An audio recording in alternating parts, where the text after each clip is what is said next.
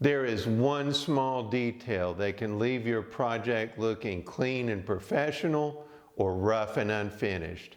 And most beginners just totally overlook it. And that's what this video is about. It's about breaking the edge.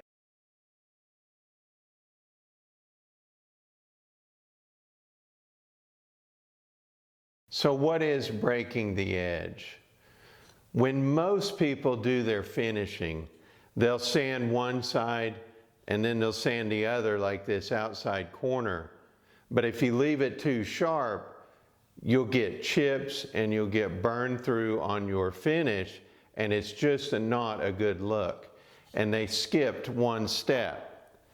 If you slightly break the edge with sandpaper, like this example, and leave it just slightly rounded, it'll be a lot more durable edge and be a lot better feel and look. On your project, you're going to want to find all of your sharp corners, and you can do that by rubbing your hand across the project. And if something catches your hand and it's too sharp, then you just knock it down and give it a slight round over. And what that does is it adds a lot of durability to that corner. Like on the sample that I just showed you, that sample was made out of plywood, and plywood can be really chippy.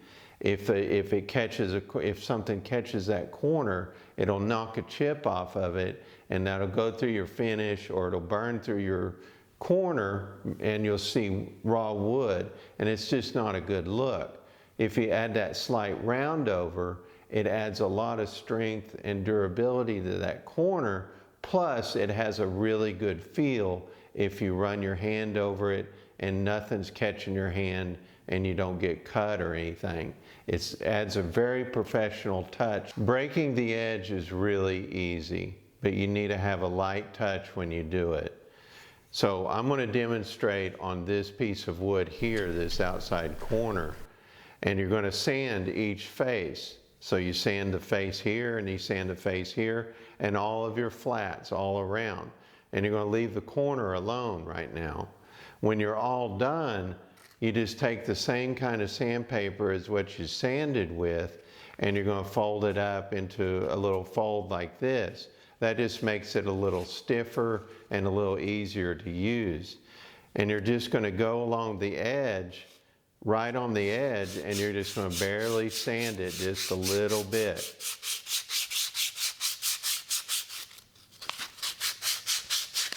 And you're just going to soften that edge.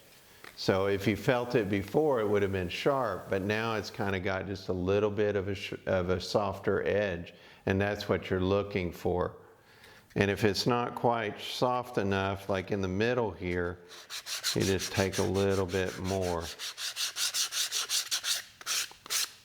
And that's about all you need. There are other methods to break the edge. One of them is a radius plane like this one. It just creates a small little round over as you run it across the wood. You can use a router with either a chamfer bit or a real small radius bit to break the edge. It really doesn't matter too much what you use.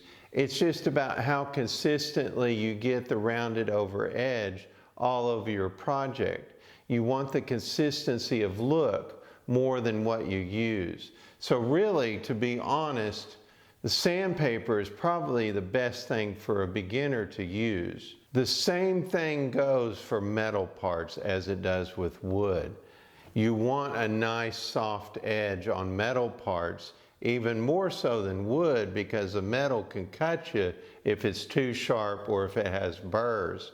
So all you're going to do for metal parts is to get a metal file and just run it across the surface like that, across the corner, a couple of passes, and all you want is a nice soft break like that, and it gives your project a much better feel and look, and it'll keep you from cutting you with metal. Just like wood, there's a few other ways to soften or break the edge on metal.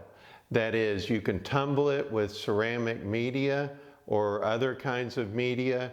You can sandblast it Sandblasting will just give you a slightly broken edge, really nice for some parts.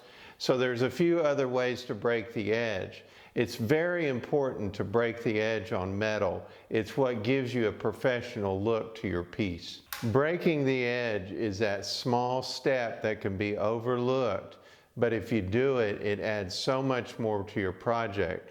Durability, feel-wise, and looks. It's what makes or breaks a project sometimes, and it's often what's most overlooked. All right, that's all I've got for this one. That should be enough to get you started. Thank you for watching the video. We'll see you next time.